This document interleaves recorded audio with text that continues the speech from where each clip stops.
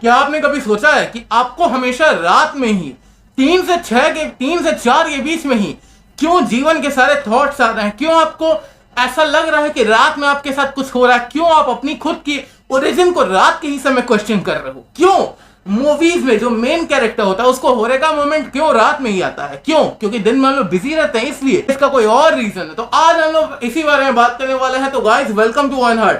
आज हम लोग बात करने वाले हैं मून मेडिटेशन के बारे में।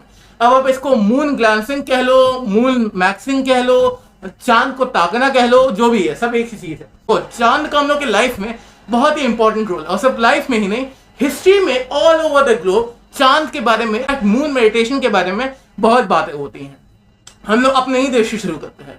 हिंदुइज्म में तंत्र और मेडिटेशन में मून को काफी इन्फ्लुएंस माना गया है। यहाँ के ही खुद के एक ग्रेट फिलोसोफर ओशो रजनीश भी मून मेडिटेशन पे बहुत ज्यादा एम्फेसाइज करते थे। अगर हम लोग थोड़ा सा नॉर्थ में जाए तो नॉर्थ में जो चाइना में टाओइस्ट लोग रहते थे, मून को एक डिवाइन एनर्जी की तरह देखते थे।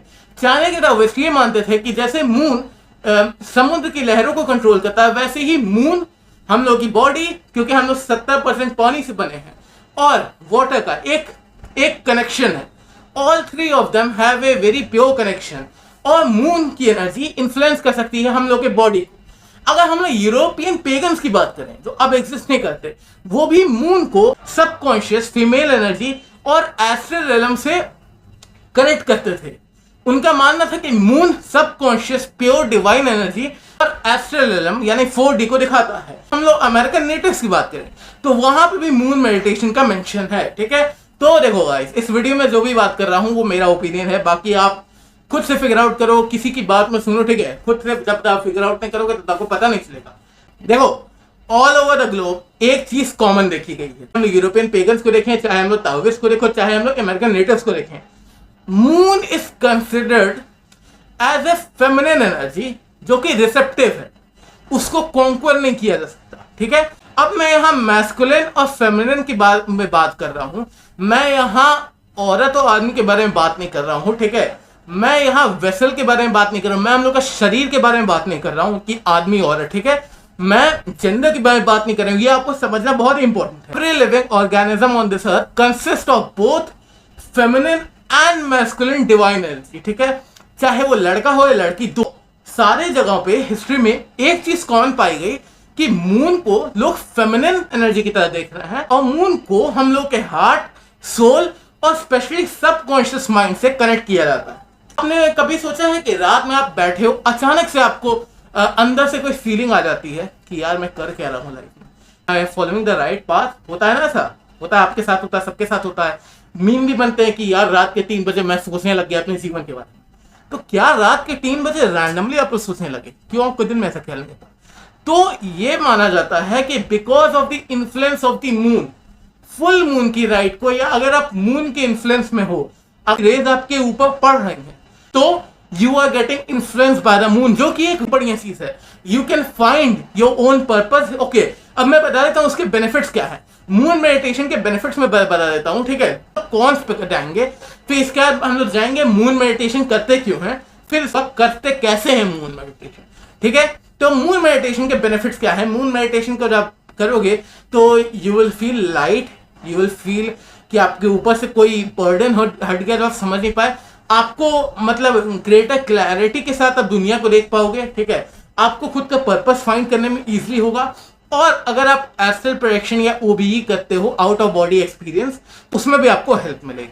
और मून मेडिटेशन करते हो तो आपका दिमाग थोड़ा सा काम और सूद रहेगा। ठीक है, अब बात कर लेते हैं इसके कॉन्स की।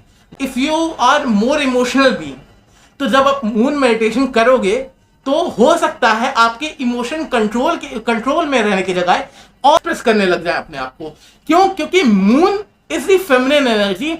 मून के प्रेजेंस में आते ही you express your own suppressed feelings. जितने जो भी फीलिंग्स आप दबा के रखते थे अपने अंदर, वो खुद ब खुद बाहर आएंगी मून के इन्फ्लुएंस में होते हुए। आप ऐसे समझ सकते हो, मून एक कैटलिस्ट है जो आपकी लाइफ के रिएक्शन को फ्यूल करता है, ताकि वो एक सर्टेन पाथ में जाए जो आपको बेनिफिट करे। बताता हूं कि मून मेडिटेशन होता क्या है। अब थोड़ा सा और मून के बारे में बात कर लेते हैं।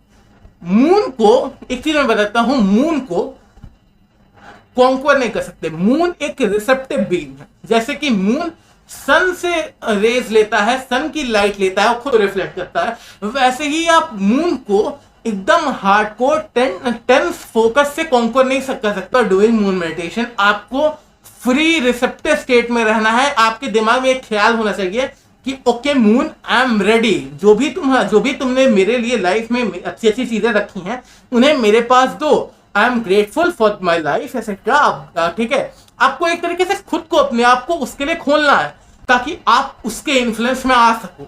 पता था करते कैसे? कहीं पे भी विंडो पे या ऐसी जगह आपको बैठ जाना है जहां पे आपको चांद दिखाई दे।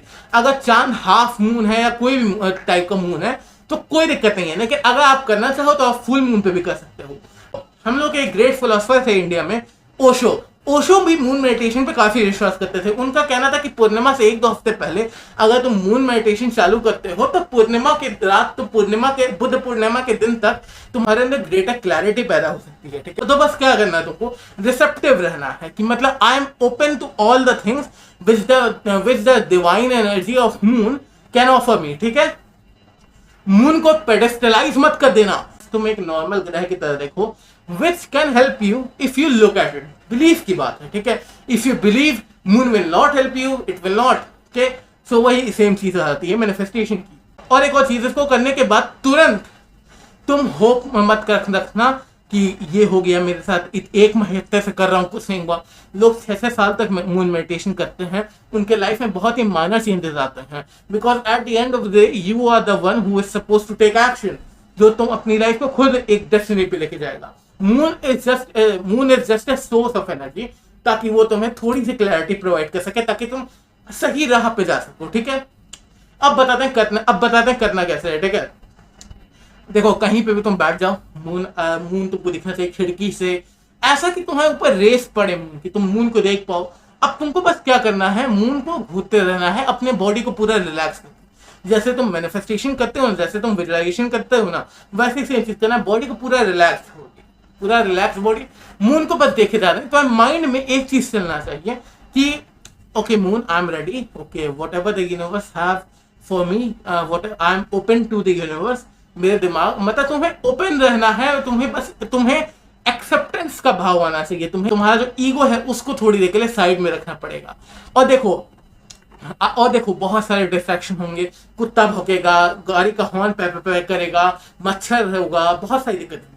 तो देखो इसका मतलब तो ये नहीं कि तुम मेडिटेशन नहीं करोगे, तुम्हें इनपरफेक्ट भी अगर तुम कर रहे हो, अगर तुम मून को ऐसे देख रहे हो, बगल में कोई पे हॉर्न भी बजा रहा है और कोई मच्छर भी तुमको काट रहा है, तो अगर तुम्हारी बॉडी मूव कर रही है तब भी कोई दिक्कत की बात नहीं है। ठीक है, तुम्हें बस करते रहना है। ये सोचोगे कि जब सब कुछ शांत हो जाएगा, जब मच्छर नहीं रहेंगे, जब कुत्ते नहीं भौंकेंगे तब मैं करूंगा, तब कभी नहीं कर पाओगे। ठीक है, देखो एक चीज मैं बताता हूँ, don't have to surrender to our life reality, we have to take control over it.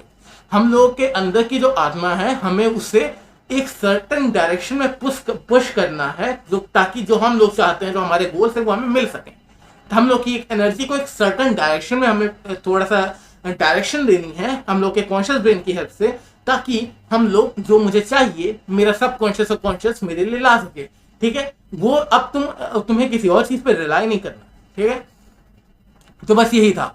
तो even if you are doing it in a imperfect way, horn बज रहा है, कुत्ते भौंक रहे हैं, गाड़ी बर्तन टूट रहे हैं इधर उधर, कोई दिक्कत की बात नहीं है। तुम 2 मिनट भी कर लो, 3 मिनट भी कर लो, आधे घंटे भी कर लो, इट्स इनफ। ठीक है, इट्स इनफ, और बहुत ईजी है, सोचने मत लग जाना। हाँ, एक काम तुम कर सकते हो, ईयरफोन खरीद सकते हो बढ़िया वाला, ब्लूटूथ वाला, उसको अपने कान में लगा लो, चाहे तुम गाने लगाओ चाहे ना लगाओ, ये बैरियर का काम करेगा, फालतू की नॉइजेस तुम्हारे कान में नहीं आएंगी। और दूसरी चीज तुम ये कर सकते हो, चाहो तो कोई बाइनोमियल बीट्स लगा लो या कोई फ्रीक्वेंसी चला लो जो कॉन्स्टेंट साउंड तुम्हें सुनाई देता रहे, ताकि अचानक से जो पै या अचानक से जो हाई फ्रीक्वेंसी के साउंड आते हैं ना, कि पै बजा हॉर्न फिर गायब हो गया, तो वो तुम्हें ज्यादा डिस्ट्रैक्ट और इरिटेट ना करें। ठीक है, तो आज का वीडियो बस इतना ही। आई होप तुम्हें कुछ ना कुछ सीखने को मिला हो। नेक्स्ट वीडियो में, तब तक के लिए बाय बाय।